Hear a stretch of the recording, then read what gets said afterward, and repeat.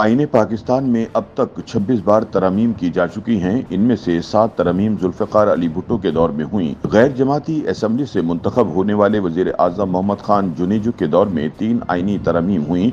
नवाज शरीफ के अदवार में 8 आईनी तरमीम हुई। पीपल्स पार्टी के वज़ीर आज़म यूसुफ रज़ा गिलानी के दौर में 3 आईनी तरमीम हुई। मुस्लिम लीग नून के वज़ीर आज़म शाहिद खाकान अब्बासी और पाकिस्तान तहरीक इंसाफ के वज़ीर आज़म इमरान खान के दौर में 2 आईनी तरमीम हुई, जबकि ज़फ़रुल्लाह खान जमाली के दौर में 1 आईनी तरमीम की गई थी। आईन पाकिस्तान की 8वीं और 17वीं तरमीम सबसे ज़्यादा मुतनाज़ा करार दी जाती हैं, क्योंकि इन 2 तरमीम का ताल्लुक गैर जमहूरी सदूर के इख्तियारात में इजाफा करना था। 8वीं तरमीम के जरिए जनरल ज़ियाउल हक के इख्तियारात में इजाफा किया गया, जबकि 17वीं तरमीम के जरिए जनरल परवेज़ मुशर्रफ के इक़दामात को आईनी तहफ़्फ़ुज़ दिया गया। 18वीं तरमीम को जमहूरियत के लिए मुफीद और वफाक पाकिस्तान की इकाइयों के लिए बाइस तक़वियत माना जाता है। चुनांचे पार्लियामेंट की बड़ी कामयाबी तस्वुर किया जाता है। ताहम देखना यह है कि 26वीं आईनी तरमीम के क्या असरात मुरतब होते हैं और इसे तारीख में किन अल्फाज में याद रखा जाता है। आईन पाकिस्तान में पहली तरमीम की दस्तावेज को सरकारी तौर पर आइन यानी पहली तरमीम एक्ट 1974 कहा जाता है। ये तरमीम 4 मई 1974 को नाफिज हुई। इस तरमीम की रूह से आईन पाकिस्तान के आर्टिकल 1, 8, 17, 61, 101, 193, 199, 200, 209, 212, 250, 260 और 272 में तब्दीलियां की गई। इन तरमीम के बाद पाकिस्तान की सरहदों का असर नौ तयन किया गया। दूसरी तरमीम 7 सितंबर 1974 में वज़ीर आज़म पाकिस्तान जुल्फ़िकार अली भुट्टो के दौर में की गई। दूसरी आईनी तरमीम में अहमदियों को वाज़े तौर पर आईन पाकिस्तान ने गैर मुस्लिम करार दिया। इसे ऑर्डिनेंस 20 भी कहा जाता है। 18 फरवरी 1975 को होने वाली तीसरी आईनी तरमीम में रियासत पाकिस्तान के खिलाफ सरगर्मियों में मुलव्विस शख्स की एहतियाती हिरासत की मुद्दत में इजाफा किया गया। आईन पाकिस्तान में चौथी तरमीम 21 नवंबर 1975 को की गई, जिसकी रूह से पार्लियामान में अक़लियतों के लिए मुख्तस नशस्तों का असर नौ जायजा लिया गया और इन्हें पार्लियामेंट में इजाफी सीटें दी गईं। आईन पाकिस्तान में 5वीं तरमीम की रूह से पाकिस्तान की तमाम सूबाई अदालत आलिया का इख्तियार समात वसी किया गया।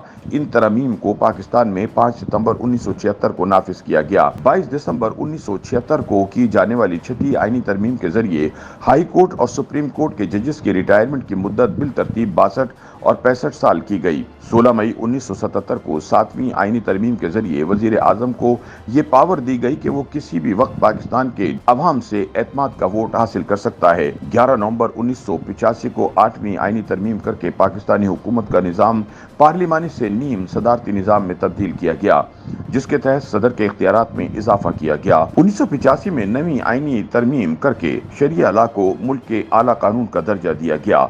29 मार्च 1987 को 10वीं आईनी तरमीम के जरिए पार्लियामेंट के इजलास का दौरानिया मुकर्रर किया गया और करार दिया गया कि 2 इजलासों का दरमियानी वक्फा 130 दिन से ज्यादा नहीं होगा। 1988 में 11वीं तरमीम करके कौमी और सूबाई असम्बली में खवातीन के लिए नशस्तें मखसूस की गईं। 1991 में 12वीं आईनी तरमीम के जरिए संगीन जराइम के तेज तरीन ट्रायल के लिए 3 साल तक के लिए खुसूसी अदालतें कायम की गईं। 1997 में 13वीं आईनी तरमीम करके सदर का कौमी असम्बली तहलील करने और वजीर आजम को हटाने का इख्तियार ख़त्म किया गया।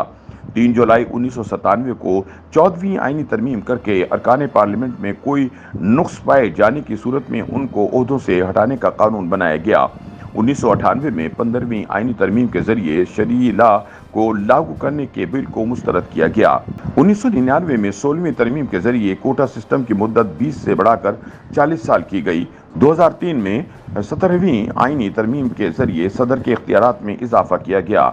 अप्रैल 2010 को 18वीं आईनी तरमीम के जरिए NWFP का नाम तब्दील किया गया, आर्टिकल 6 मुतारिफ करवाया गया और सदर का कौमी असम्बली तहलील करने का इख्तियार ख़त्म किया गया।